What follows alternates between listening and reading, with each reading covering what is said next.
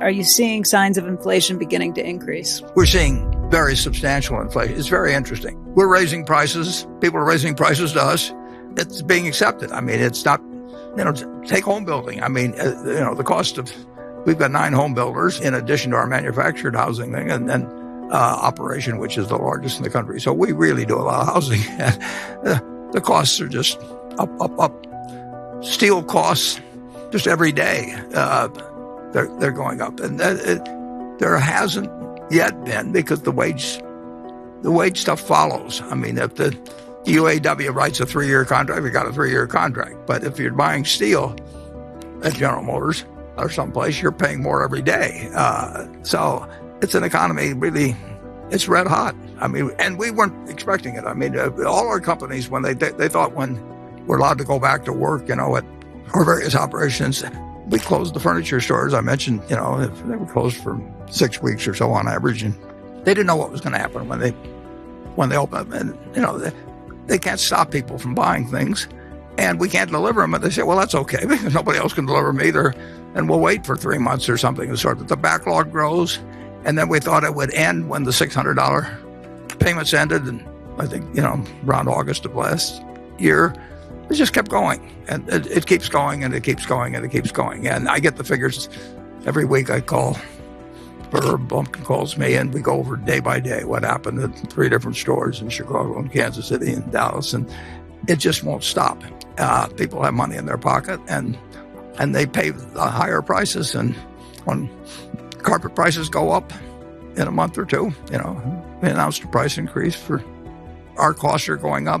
Supply chains all screwed up, for all kinds of people.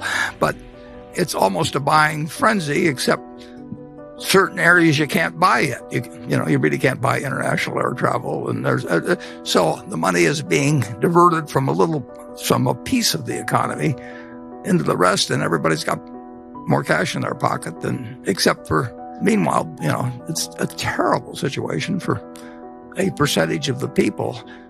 This suit, I haven't worn a suit, for a year practically, and that means that the dry cleaner nurse just went out of business. I mean, and nobody's bringing in suits to get dry cleaned, and nobody's bringing in white shirts. The place where my wife goes, the small business person, if you didn't have takeout and delivery services for restaurants, you got killed.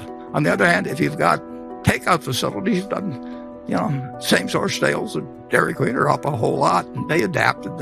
But it is not a price-sensitive economy right now in the least. And I don't know exactly how one shows up in different price indices, but there's more inflation going on quite a bit more inflation going on than people would have anticipated just 6 months ago or thereabouts.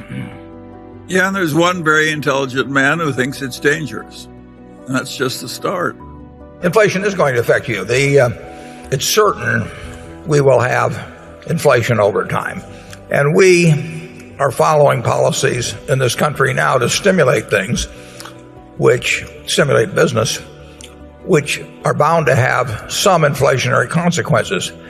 And to the extent that we borrow money from the rest of the world, it would be very human on the part of politicians in the future to decide that they would rather pay the rest of the world back in dollars that are worth far less than the dollars they borrowed. I mean, it's the classic way of reducing the impact and cost of external debt, and we're building up a lot of external debt. I always find it interesting when politicians now talk about using the taxpayers' money to do this and the taxpayers' money to do that, and how the taxpayers are paying the bonuses at AIG. We haven't raised taxes at all in this country. Taxpayers are paying nothing beyond what they were paying a couple of years ago. As a matter of fact, the federal revenues this year, which were close to $2.6 trillion a couple of years ago, maybe more like $2.3 trillion. So we are taking less money from the taxpayers. The people who are really paying for the things we're doing now will probably be the people who are buying fixed dollar investments, much of it from the U.S. government, and who will find the purchasing power when they go to redeem those investments to be far less. So you might say that the AIG bonus is probably the Chinese have are the people that are ultimately paying the most in terms of the loss of purchasing power they will have with their holdings of government bonds, U.S. government bonds, many years down the road. But it sounds better to say the taxpayer than to say the Chinese are paying for it. It's an interesting situation. I read that comment every day about how the taxpayers are doing this and that. I haven't had my taxes raised. You haven't had your taxes raised. They're giving me $250 back here pretty soon. Taxpayers haven't paid anything so far, and my guess is that the ultimate price of much of this will be paid by a shrinkage in the real value of fixed dollar investments down the road. And that will be the easiest thing to do. And if it's the easiest thing to do, it's the most likely thing to have happen. So you will see plenty of inflation. Now, the best protection against inflation is your own earning power. If you're the best teacher, if you're the best surgeon, if you're the best lawyer, whatever it may be, you will command a given part of other people's production of goods and services, no matter what the currency is, whether it's seashells or Reichsmarks or dollars.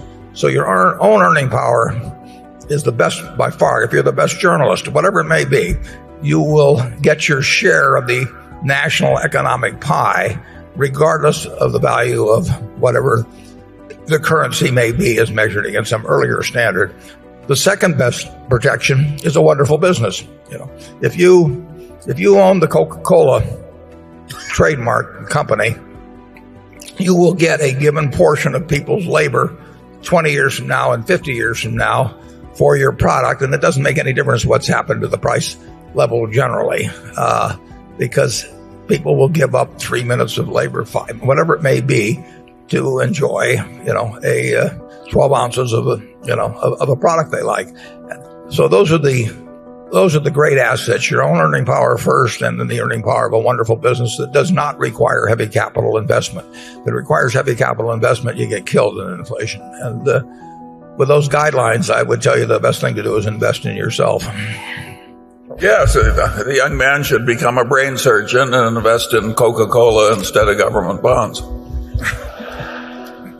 If you discount it back, and you're discounting at present interest rates, stocks are very, very cheap. Now the question is what interest rates do over time.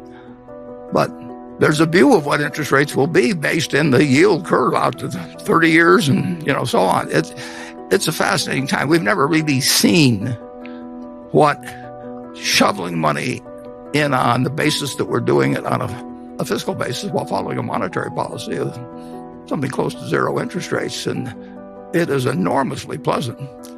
But in economics, there's one thing always to remember. You can never do one thing. You always have to say, and then what? And we're sending out huge sums